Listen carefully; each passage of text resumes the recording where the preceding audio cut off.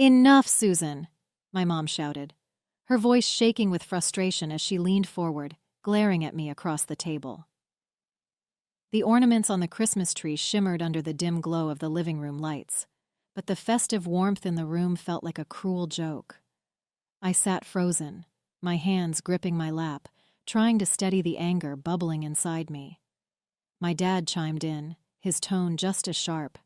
"You've always had a way of making everything about you." The words hit harder than I expected, and for a moment all I could hear was the faint ticking of the clock on the mantel. My name is Susan Blanchard. I was 32 years old then, and this all happened in the late 1970s. It was a time when families relied on each other, especially out here in rural Illinois. Our family farm, passed down for generations, was the center of our lives, but it was struggling to stay afloat. I had moved to Chicago years earlier, becoming a lawyer, a decision my parents still saw as an act of rebellion against our way of life. Meanwhile, my older brother Jake stayed behind, running the farm and basking in the glow of their constant praise. I didn't resent him for staying. I resented how, no matter what I did, I was always the outsider. Since the summer, I'd been quietly sending money to the farm's shared account, trying to help with the bills Jake told me were piling up. He convinced me not to tell our parents, saying it would hurt their pride and make them feel like they'd failed. At the time, it made sense. I didn't want to embarrass them, and I trusted Jake to handle it. But sitting there on Christmas Eve, listening to our parents go on about how Jake had been sacrificing so much to keep the farm afloat, I felt like I'd been punched in the gut. I realized right then that he had been taking credit for every dollar I'd sent. "Jake's the reason we've been able to keep things going," my mom said, her voice thick with pride. "I don't know what we'd do without him." I looked across the room at him, expecting maybe some kind of acknowledgement or guilt in his eyes. But he just smirked, leaning back in his chair like he was enjoying the show. That was when I finally spoke up. "Actually," I said, my voice shaking but loud enough to cut through the chatter, "I've been the one sending the money, every month since July." My dad scoffed, shaking his head as if I had just said the most ridiculous thing he'd ever heard. "Don't start making things up, Susan. Jake's been here day in and day out, working his tail off for this family. Why would you even say something like that?" His words stung, but it was the dismissive tone that really got to me. My mom crossed her arms and added, "You've always had a habit of trying to make yourself the center of attention. Honestly, Susan, it's Christmas. Can we not ruin the evening with this nonsense?" I felt my face flush, a mix of anger and humiliation coursing through me. "I'm not making it up," I said, my voice firmer this time. "I've been depositing money at the Chicago branch of the bank directly into the farm account. Every single deposit came from me. But they weren't even listening." My dad waved me off with a look of exasperation, and my mom turned her attention to Jake, who just shrugged like he didn't have a clue what I was talking about. The frustration was unbearable, and I realized there was no convincing them in that moment. They had already made up their minds. I turned to Jake, my voice sharp. "Are you really going to sit there and lie about it, Jake? You know I've been making those deposits at the Chicago branch all these months." He didn't flinch. Instead, he leaned back in his chair, smirking as if this was all some kind of joke. "I have no idea what you're talking about, Susan," he said with a shrug, his tone dripping with fake innocence. My blood boiled. "Unbelievable," I muttered, shaking my head. But our parents didn't even seem to care. My dad sighed heavily, as if I were the one ruining the evening, and my mom gave Jake a sympathetic glance, as though he were the victim of some absurd accusation. I stood up, my chair scraping against the floor, and looked directly at Jake. "You know exactly what I'm talking about," I said, my voice trembling with anger. "Those deposits weren't small, Jake. You've been sitting here, letting our parents believe you're some kind of hero when you've done nothing but lie.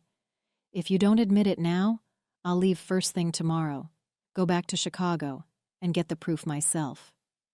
Jake shrugged, leaning back as if none of this mattered. "You're wasting your time, Susan," he said with a chuckle. "Whatever story you've cooked up in your head, you go right ahead and prove it." It was in that moment I realized Jake didn't think I'd actually do it. To him, this was just another one of those family arguments that would blow over, where I'd eventually give up and let him win, like always. His smirk said it all. He thought I'd back down, too afraid of the fallout to follow through. But that only fueled my determination. I wasn't going to let him keep getting away with this. Not this time. He'd taken advantage of me, lied to our parents, and sat there soaking up their praise, all while treating my contributions like they didn't exist. No, I was going to Chicago, and I was going to make sure everyone knew the truth. Early the next morning, I packed my bags, unable to face another moment in that house. I told our parents I was leaving, and predictably, my mom sighed, her voice heavy with disapproval. "It's Christmas, Susan," she said, as if I were the one ruining everything. My dad didn't even look up from his coffee. "Can't go a single holiday without causing a scene," he muttered. Jake barely hid his grin, lounging smugly in his chair like he'd won. But I wasn't staying, not with everyone acting like I was the problem. I knew the banks would be closed, but I didn't care. I just needed to get out of there, away from their judgment and his lies.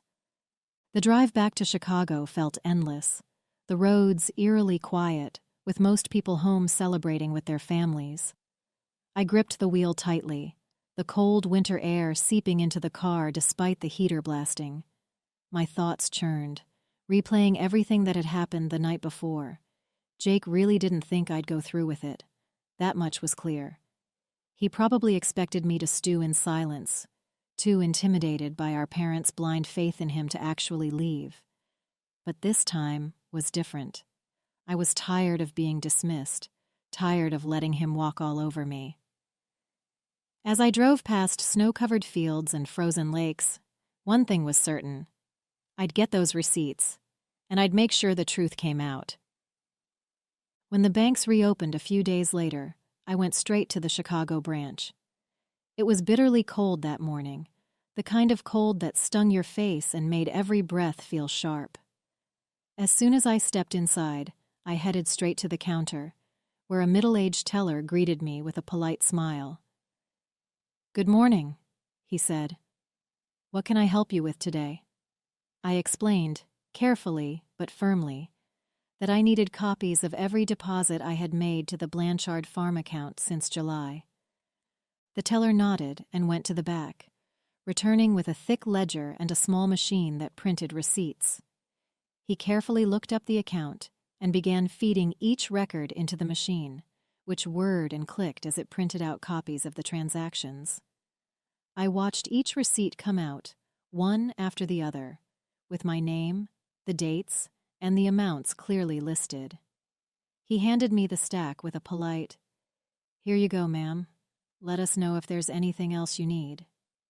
I thanked him, my hands shaking slightly as I gripped the receipts. They were more than just pieces of paper. They were proof. Proof that Jake had been lying, and proof that I wasn't going to let this slide. As soon as I had the receipts in hand, I headed straight back to my car. The roads were still slick from the snowstorm earlier in the week, but I didn't care. I needed to get back home, and I wasn't about to wait another day. The receipts sat on the passenger seat next to me, neatly stacked and secured under a small paperweight I'd grabbed from my desk before leaving. Every time I glanced at them, my anger bubbled up again. I couldn't believe Jake thought he could get away with this, and worse, that our parents had so readily taken his side. The drive felt longer this time, the farm seeming farther away with every passing mile. As I passed through quiet towns and frozen fields, my thoughts raced. I replayed every conversation from Christmas Eve, every dismissive look, every smug grin on Jake's face. By the time I pulled into the long driveway leading up to the farmhouse, the adrenaline had built up so much that my hands were practically shaking. I wasn't sure how this was going to go, but I knew one thing for certain. I wasn't leaving until they saw the truth with their own eyes. I walked into the house, the receipts clutched tightly in my hand, the cold from outside still clinging to my coat. My mom was in the kitchen, stirring a pot on the stove, while my dad sat in his usual spot at the dining table, reading the paper. Jake was leaning against the counter, casually eating an apple, looking as smug as ever. They all turned to look at me as I entered, but before anyone could say a word, I dropped the stack of receipts onto the table in front of my dad. "There," I said, my voice steady but firm. "Every deposit I've made to the farm account since July. It's all right there. My name, the dates, the amounts." My dad put down his paper, frowning as he picked up the receipts and started looking through them. My mom came over, wiping her hands on a dish towel, her expression skeptical at first. Jake didn't move from his spot, but I caught the way his smirk faltered for just a second. This can't be right," my dad muttered, flipping through the pages. "Why would you do this, Susan?" My mom's eyes narrowed as she leaned in to see for herself. "Jake said he's been covering everything," she said, her voice a mix of confusion and disbelief. I turned to Jake, meeting his gaze head-on. "Well, Jake?" I asked, my tone sharp. "Are you still going to lie about it now?" Jake let out a laugh, tossing the core of his apple into the trash like none of this mattered. "Susan, I don't know where you got those, but they're not real. You probably forged them somehow to make me look bad." His tone was calm, almost mocking, and it made my stomach churn. I looked at our parents, expecting at least a flicker of doubt in their eyes, but instead, my dad shook his head, his face dark with disapproval. "Susan, what's gotten into you?" he said, his voice low and angry. "This is a new low, even for you." My mom grabbed the receipts from the table, holding them up as if they were tainted. "Did you think we wouldn't see through this?" she said, her voice shaking. "Jake's been here every day, working to keep this farm alive. And you—" She jabbed the stack of papers toward me. "You come back here with some phony papers and expect us to believe it? You've always been so desperate for attention." My chest felt tight as I struggled to hold back tears. "They're not fake," I said, my voice trembling. "You can call the bank yourself if you don't believe me." But they weren't listening. They stood there, united in their defense of Jake, like always, while I was left feeling like a stranger in my own family. I stood there, stunned, as my dad tossed the receipts onto the table like they were garbage. "I can't believe this," I said, my voice rising as the weight of their disbelief crushed me. "Even when I show you the proof, right here in black and white, you still defend him? This is unbelievable. I've spent months helping you keep this farm afloat, and all you've done is give Jake the credit and call me a liar." Jake crossed his arms, leaning against the counter with a smug expression that made my blood boil. "Don't be so dramatic, Susan," he said, shrugging like none of it mattered. "You've always been jealous. This isn't any different." I couldn't hold it in anymore. "You know what? I'm done. Don't expect me to ever come back here. I've had enough of this." My mom's face tightened and my dad just shook his head in disappointment, like I was the one in the wrong. Without another word, I turned and walked out, slamming the door behind me. The cold air hit me like a slap, but it felt better than staying in that house for another second. By the time I got back to Chicago, I'd made up my mind. I was done. No more bending over backward for people who couldn't even bother to see the truth when it was right in front of them. The first thing I did after unpacking was call the bank and put a stop to the deposits. "No further transfers to that account," I told the teller, my voice steady despite the anger bubbling inside me. It felt strange, like cutting a cord that had tied me to the farm all these months. But it also felt freeing, like I was finally done carrying a burden that was never truly mine to bear. At first I thought I'd feel guilty, but I didn't. Every time I thought about Jake's smug face and our parents' refusal to believe me, it only reinforced my decision. Let Jake handle it now. Let him be the hero he pretended to be. I wasn't going to keep throwing money into a farm that treated me like an outsider. If they wanted to believe his lies, then they could deal with the consequences when the bills started piling up. And they would, because Jake didn't have a dime to his name. 6 months passed without a word from my family. Not a phone call, not a letter, nothing. I thought about them sometimes, but every time I did, the anger and hurt came rushing back, so I pushed it aside and focused on my work. Then, one afternoon in the middle of summer, there was a knock on my apartment door. I wasn't expecting anyone, and when I opened it, I froze. Standing there were my mom and dad, looking tired and a little sheepish.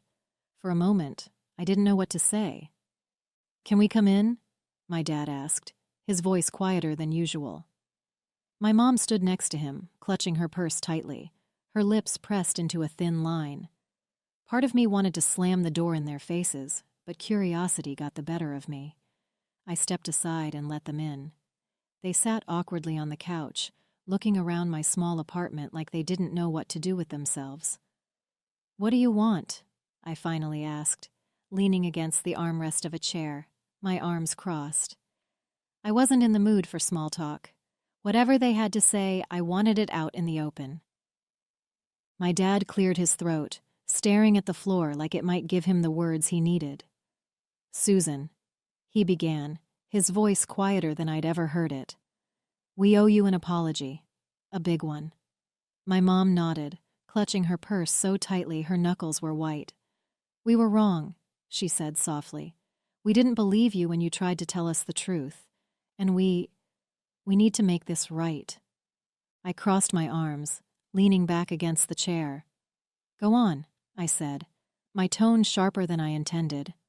My dad sighed heavily. "After you left, things started falling apart on the farm. Bills piled up, equipment needed repairs we couldn't afford, and the crops didn't bring in enough to keep us going. At first, we didn't understand and thought Jake had it handled. He kept telling us he'd figure it out. But he didn't. And when we pressed him, he finally confessed." My mom's eyes were brimming with tears as she spoke. "He admitted it, Susan. He told us you were the one making the deposits all those months, that you were the reason we stayed afloat. We couldn't believe it. Not just that he lied, but that we didn't listen to you when you tried to tell us." She reached out, her voice trembling. "We're sorry, Susan. Truly sorry. For not believing you, for how we treated you, for everything. You didn't deserve any of it." I looked at them, their faces lined with regret, and for the first time, I saw something I hadn't expected. Genuine shame. My dad finally met my eyes. "We're asking for your forgiveness, Susan. I know we don't deserve it, but we had to come here and tell you the truth. You saved the farm, and we owe you more than an apology."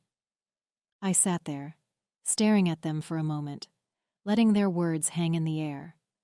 Part of me wanted to let the silence stretch on forever, make them sit with their guilt, but instead, I finally asked, "Where's Jake?" My voice was calm, but the anger simmered just beneath the surface. My mom exchanged a nervous glance with my dad before she spoke. "He's still at the farm," she said quietly. "He wanted to come with us, but, well, we thought it was better if we spoke to you alone first." My dad nodded, shifting uncomfortably in his seat. "He's been keeping to himself since he admitted everything. I think he knows there's no excuse for what he did. He's ashamed, Susan." "Ashamed?" I repeated, letting out a bitter laugh. "That's rich. Ashamed after months of letting you believe I was some kind of liar? After taking credit for everything I did to keep the farm running?" My dad looked down again, his face pale. "You're right," he said, his voice barely above a whisper. "We let it go on far too long. It's on us as much as it is on him. But he wanted us to tell you that he's sorry. He said he doesn't expect you to forgive him, but he needed us to say it." "He said? He wanted you to tell me?" I snapped, leaning forward in my chair. "What are you talking about? You're still protecting him even now. He should be here apologizing in front of me. You should have forced him to come here." My voice echoed through the small apartment, and I could see the shock on their faces. But I didn't care. I was done tiptoeing around their favoritism. My mom opened her mouth to speak, but I cut her off. Do you even hear yourselves?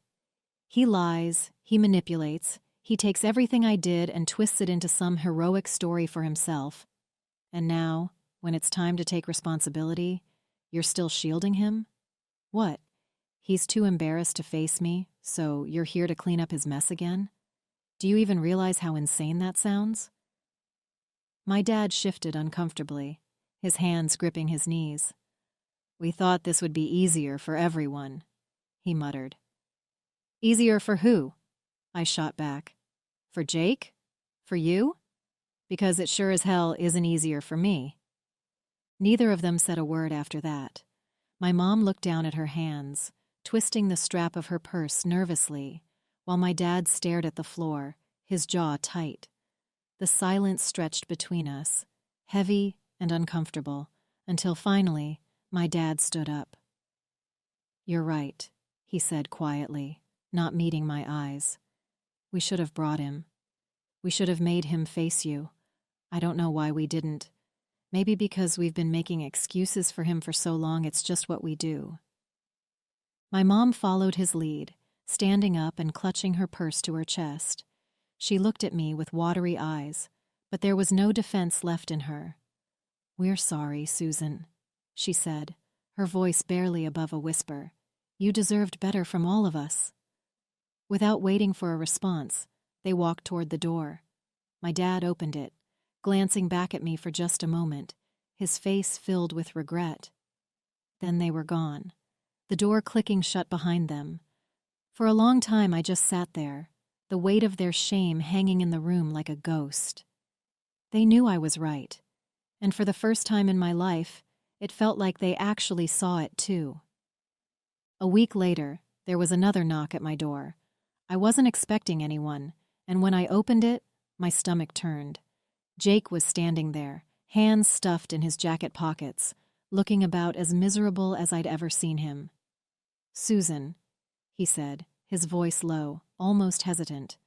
Can I come in? For a moment, I thought about slamming the door in his face, but instead I stepped aside, letting him in without saying a word.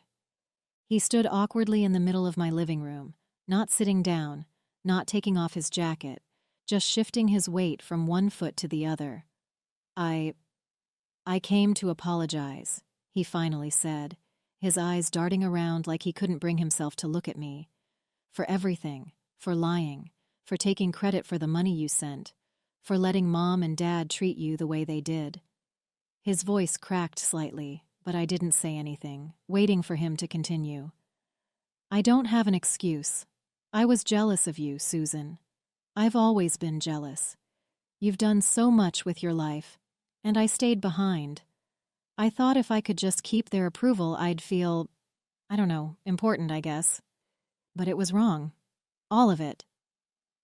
Jake's voice broke completely, and before I could say anything, he dropped his head into his hands and started to cry. Big, heavy sobs that shook his whole body. It wasn't the kind of crying you fake. It was raw, filled with shame, and for the first time I saw just how broken he really was. He didn't try to hide it, and for a moment I just stood there, unsure of what to say or do. After that day, something shifted. My parents didn't call right away, but when they finally did, their tone was different. There was no defensiveness, no excuses, no trying to sugarcoat Jake's actions. It was clear they'd finally stopped protecting him. They didn't openly admit it, but I could tell they were treating him differently. My dad mentioned they'd started handling the farm finances themselves, and my mom let slip that Jake was working to make things right. It wasn't everything, but it was enough. As for Jake, he stayed out of my way after that apology. He didn't try to mend things too quickly, which was fine by me. Trust isn't something you rebuild overnight, but knowing that my parents had finally seen him for who he was and acknowledged the hurt they'd caused me was enough to give me some peace. From that day on, even though things were never perfect in my family, At least they started being more fair. Hey there! Did you like the story? If you did, don't forget to hit the like button and subscribe to the channel. It helps us a lot and makes sure you won't miss out on more great stories we share here. Thank you for watching, and we'll see you in the next one.